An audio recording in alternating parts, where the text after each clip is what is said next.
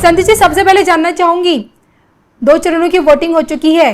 सबसे पहला सवाल, अभी भी आप अपनी भविष्यवाणियों पे अडिग हैं? बंगाल के बारे में मुझे जानकारी ज़्यादा नहीं थी।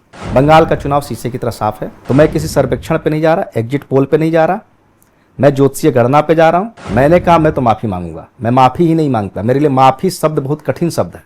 130 पे बीजेपी रुक गई और 160 पे ममता चली गई, तो भी ये सरकार 6 महीना नहीं चलेगी। और 2 चरणों की वोटिंग में जो बम्पर लोगों ने मतदान दिया है ना, उसके बाद तो देखिए ऐसा लग रहा है कि अब की बार 4 मई को जो रिजल्ट आएगा ना, ऐतिहासिक रहने वाला है।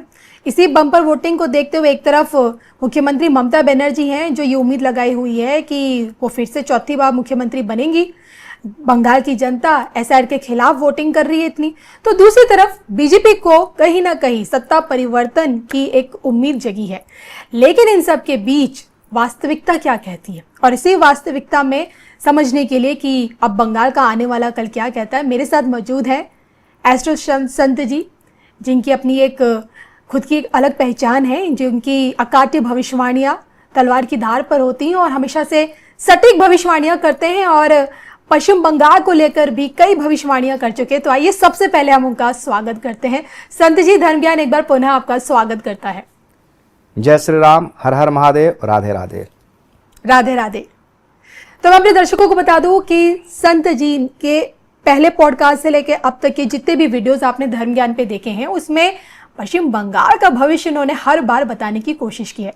संत जी ने ही पहली दफा तलवार की धार पर इस बात की भविष्यवाणी कर दी थी कि आप देखेंगी कि इस बार के चुनाव में ममता दीदी हारेंगी, और ना सिर्फ हारेंगी बल्कि अपने भवानीपुर सीट से हार जाएंगी। शुभेंदु अधिकारी मुख्यमंत्री बनते हुए नजर आएंगे, और सबसे बड़ी बात कि सीटों को लेकर जो जादुई आंकड़ा है वो भी भाजपा पार करते करते 180 सीटों पर हमें नजर आएगी। और उनकी इन्हीं भविष्यवाणियों के बीच अब की बार का जो ये चुनाव है, ये अब आगे और क्या कुछ दिखाने वाला है, 4 मई की तस्वीर तक क्या कुछ अभी अभी देखना बाकी, इस पर बात करेंगे।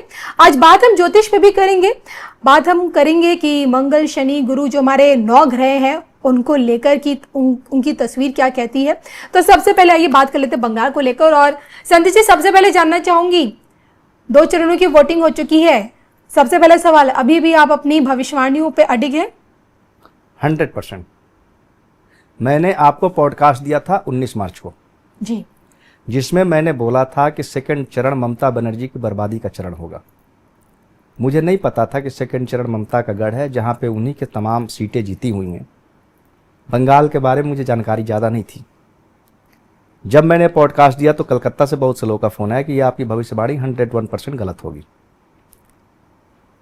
फिर मैंने दोबारा जब पॉडकास्ट दिया 15 दिन बाद, तब भी मैंने बोला कि सेकंड चरण ममता की बर्बादी का चरण है। मैंने आज से 5 दिन पहले भी जो पॉडकास्ट दिया उसमें भी मैंने बोला कि सेकंड चरण ममता की बर्बादी का चरण होगा, जो 23 तारीख को मैंने पॉडकास्ट दिया था, 24 तारीख को रिलीज हुआ था। मेरे कलकत्ता में बहुत से लोग हैं, अब उन लोगों के फ़ोन आने लगे कि हाँ जी समीकरण बदल चुके हैं, और सेकंड चरण की जो कहानी मेरे को सुनने में आ रही है कि जो बीजेपी को 80% हिंदू वोट दे रहे थे वो अब 90% हो गए थे, 10% ही ममता के साथ थे जी। और जो मुस्लिम थे पिछले चरण में 80% मुसलमान ममता को वोट दिए थे, इस बार 60% दिए हैं। शहर के मुसलमानों ने ममता को वोट दिया, गांव देहात के मुसलमानों के वोट छिटके। तो मेरा अपना आकलन है, क्योंकि मैं 90-92% कलकत्ता की उम्मीद नहीं कर रहा था, 60% से ज़्यादा वोटिंग नहीं होती थी। और तमाम लोगों ने फ़ोन किया, बताया मेरी पॉडकास्ट को देखने के बाद। तो मुझे लगता है जो कलकत्ता रीजन में पिछली बार बीजेपी 0 थी, इस बार कम से कम 50% से 60% तो सीटें जीत रही। सुनामी चल रही है। मैंने पिछले पॉडकास्ट में 160 से 165 सीट बीजेपी को बोला था और 130 ममता को। अब मैं इसको कम कर रहा हूँ, 180 के आसपास बीजेपी और 110 से 15 ममता बनर्जी। लेकिन जो सुनामी चल रही है जिसको कोई समझ नहीं पा रहा, कहीं इस सुनामी में ये ना हो कि उलट जाए चीज़ें और बीजेपी 215 चली जाए और ममता बनर्जी 77 पे आ जाए। पिछली बार बीजेपी 77 थी, ममता 215 थी। 215 इसलिए नहीं जा सकती कि बीजेपी लड़ ही रही है 220 सीटों पे जी, तो 220 सीटों पे लड़के 215 नहीं आ सकती। 80% सीट कंफर्म जीत रही है बीजेपी, ज़्यादा से ज़्यादा 85%। तो मैं बंगाल चुनाव के बारे में यही बोल रहा हूँ, एक तरफा चुनाव चल रहा है। भवानीपुर सीट से वो हार रही हैं। शुरू में मैं बोला था 1000-2000 वोट से हारेंगी, आज मैं बोल रहा हूँ ये कम से कम 15,000 19,000 वोटों से हारेंगे। बंगाल का चुनाव शीशे की तरह साफ है। मेरी ज्योतिषीय गणना में तमाम वहां से लोगों ने फोन किया, तमाम लोगों ने बताया। कल भी मैं लाइव पे बैठा था, 1 लाख लोग आए थे ओके। और सब कमेंट कर रहे थे। उसमें 2 या 3 लोग थे जो कह रहे थे टीएमसी जीतेगी, बाकी सब लोग कह रहे थे ममता जीत रही। तो मैं किसी सर्वेक्षण पे नहीं जा रहा, एग्जिट पोल पे नहीं जा रहा, मैं ज्योतिषीय गणना पे जा रहा हूं और साथ में वहां के लोग जो मुझे कॉल मैसेज करते हैं उनके आधार पर बोल रहा हूं। 2021 में कोई नहीं कहता था कि बीजेपी आ रही है। मेरी जितने लोगों से बात होती थी कोई नहीं कहता था। इस बार सेकेंड फेज से 2 दिन पहले से सब लोगों ने बोलना चालू कर दिया बीजेपी आ रही है, बीजेपी आ रही है। कलकत्ता में 90% वोटिंग होना ये बहुत बड़ी बात है। टोटल हिंदू अपने घरों से निकले हैं। ये लहर है 180 से कितना आगे जाएगी मैं नहीं जानता। मैं 2 भविष्यवाणियों पे आज भी अडिग हूं। 160 से 65 कन्फर्म बीजेपी, 130 से अधिक ममता नहीं जाएंगी। सुनामी है तो 180 भी क्रॉस कर सकती है बीजेपी और वो 110 से नीचे आ सकती है। चलिए, आपने सीटों को लेकर तो एक बिल्कुल तस्वीर बिल्कुल स्पष्टता के साथ साफ कर दी। और सबसे बड़ी बात यह है कि अब तक तो आप अपने चैनल पर लाइव बैठते हैं, लेकिन आपकी अगर ये भविष्यवाणी सत्यता की कसौटे पर नजर आती है तो मुझे उम्मीद है कि 4 मई को जब आप धर्म ज्ञान पे मिलेंगे तो वो रिकॉर्डेड नहीं होगा, बल्कि आप धर्म ज्ञान के दर्शकों से लाइव स्ट्रीमिंग से ही जुड़ेंगे और मैं उम्मीद भी करूंगी। लेकिन फिलहाल तो देखिए, आप जब शुरुआत में भविष्यवाणी कर रहे थे तो आप पीएम मोदी जी की कुंडली को आधार रख कर रहे थे, लेकिन फिर आपने बताया कि आपको ममता दीदी की भी कुंडली मिल गई है, शुभेंदु अधिकारी जी की भी मिल गई है। फिर आप ही का ये सबसे बड़ा खुलासा है कि दुर्गाष्टमी में जन्मी ममता बनर्जी शनि की ढैया, इस वक्त राजयोग उनका खत्म हो चुका है। तो मैं समझना चाहती हूँ, आप जिस तरह से दीदी के हानि की भविष्यवाणी कर रहे हैं, तो क्या हम ये समझे कि अब यहां से यानी कि 2026 से दीदी का पतन शुरू हो चुका है? इनका राजयोग समाप्त हो चुका है। ये सरकार जाएगी, साल भर के अंदर पार्टी टूटेगी और लोकसभा चुनाव से पहले इनकी भूमिका खत्म हो जाएगी। कम्युनिस्ट जब खत्म हो गए 32 साल शासन करने के बाद, तो ये किस खेत की मूली है? और ये अकेली 2011 में कम्युनिस्टों को हराई थी। न इनके पास धन था न बल था जी। इस बार तो शासन प्रशासन आर्मी सब लगी थी। पिछला चुनाव भी हारती। इन्होंने लूट खसोट भयग्रस्तता पैदा करके हर तरफ से चुनाव और माहौल बनाया कि बीजेपी नहीं आ रही, तो बीजेपी का वोटर बीजेपी का नहीं निकला। इस बार वो सब चीजें गायब है। मेरा अनुमान है कि ममता बनर्जी 38 से 40% वोट ला रही हैं और बीजेपी 48 से 50%। और ये 10% वोट का जो फर्क है, ये सीटों में मिनिमम 100 सीटों का फर्क होगा।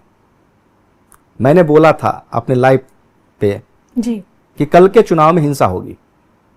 कल का दिन अच्छा नहीं था, ममता के लिए अच्छा नहीं था जी। और मैं बार बार दोहरा रहा था कि कल ममता बनर्जी के लिए एक खतरनाक फेज होने जा रहा है, जो उनका सबसे स्ट्रांग फेज था।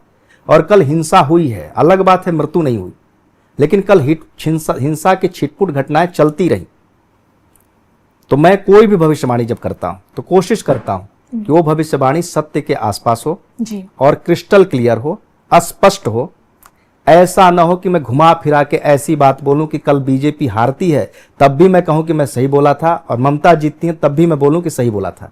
मैं साफ साफ डंके की चोट पर 15 मार्च को बोला था, जो 19 मार्च को मेरी पॉडकास्ट आई थी, कि ममता बनर्जी चुनाव हार रही हैं।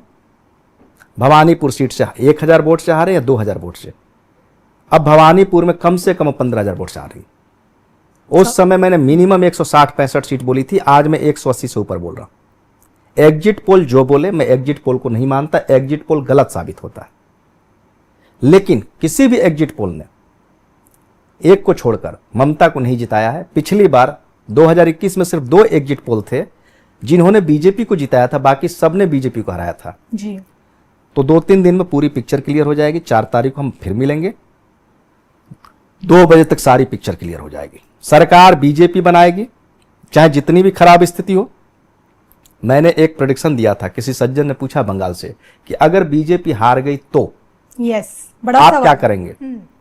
मैंने कहा मैं तो माफी मांगूंगा। मैं माफी ही नहीं मांगता, मेरे लिए माफी शब्द बहुत कठिन शब्द है।